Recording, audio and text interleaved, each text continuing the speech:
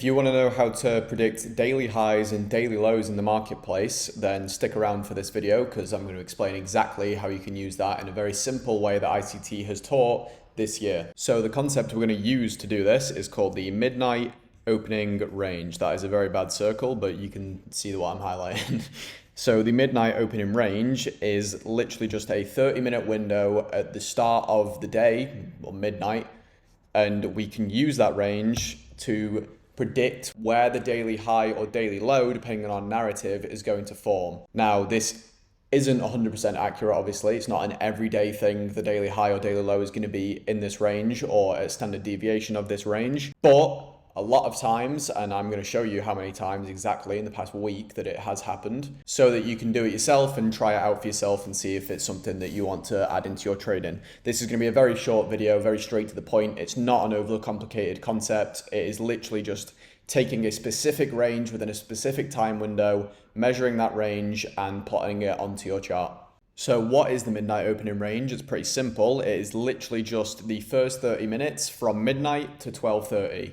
That 30-minute window is our midnight opening range, and we are going to use that range and measure it and do standard deviations of it to then predict the high and the low of the day. So here in this box, this is the 30-minute window between 12:30 and midnight. So this range, we're going to look at the high and low of that range and just plot them onto the chart very simply. So there's the high. I'll plot it in a dashed black line for the high and the low, and there's the low down there. So those two levels are our high and low, and then what we're going to do is take our fib and measure from the low to the high and do a minus 0.5 standard deviation and a -1 standard deviation. So if I just click on the fib, you can see there I have literally just the minus 0.5 and -1, and then we're going to do that in both directions. And what you can also do if you want to is mark out where we opened, so that would be right here. So that's our midnight opening price, which you can use for the daily power of three. So if you're familiar with power of three, accumulation, manipulation, distribution, if you're not, I'll have a video going over it soon, I promise, just give me some time. But we can use the midnight opening range to look at our daily power of three and how that is going to play out during the day. But back to midnight opening range. So how ICT uses this is basically the daily high or daily low, depending on your narrative. So if we are bullish, we want to see the daily low form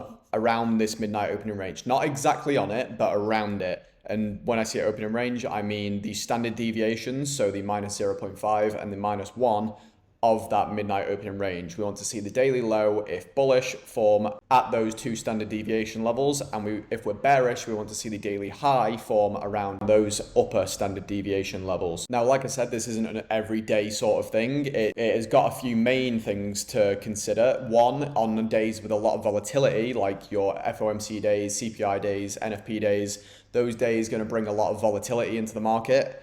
And that volatility can spike these measurements a little bit. So it might not form around these levels on days with a lot of volatility, because, I mean, the way I like to think about this is if you're running really fast, if you've got a lot of energy, which in this analogy, energy is volatility for the market. So if you're running and you've got a lot of energy, if you're running really fast, to stop, it's going to take you a while. So you're going to like run, and it's, let's say I say stop, you're going to overshoot that target. So think of that when you're thinking of volatility in the market. It's going to run and overshoot those levels, or not go to them at all. It might just run the other way. On other days throughout the week, we can use these levels, and you will see a lot of times the market will react to them. So, I mean, down here for London session, you can use this. So going into the London session, we can look for the session lows for London to form around these levels, and for the actual daily high or low to form. So down here, right even before London, we reacted off the -1 and then never returned for it for the entire of London session. We just ran up, and we even used the upper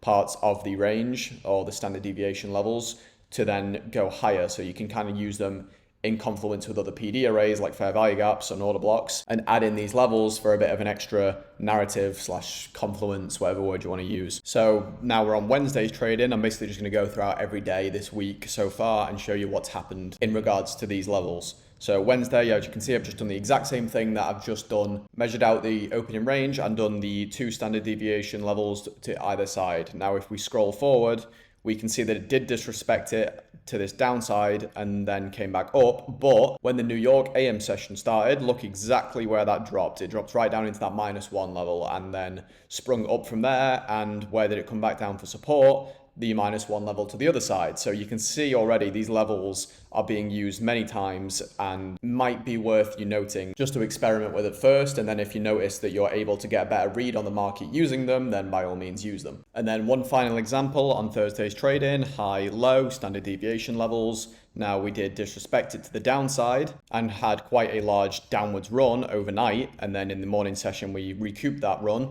But look where the high of the day formed. Now, I don't know about you, but that's pretty fucking cool when I see that type of stuff. When it goes up to that level, obviously there was some buy side over here, but it ran above that buy side and it stopped almost exactly at that level. So, I mean, that's pretty cool. If you're wanting to add in some sort of measuring, targeting levels for your trading, then I'd absolutely recommend this. If you want to go and watch the full lecture on the 2025 lecture series midnight opening range video, it's about an hour long, but this is all you really need to know from it. There is some other things he talks about, like identifying the first PD arrays that form within that opening range, but personally I don't use that. I just use this if I'm using the midnight opening range. But hope you guys learned something from the video. I would appreciate a like and subscribe so I can grow this channel to where I want it to be. But that's all from me. If you're going to be trading tonight, tomorrow, or next week, then I'll wish you good luck, good trading. Catch you later, boys.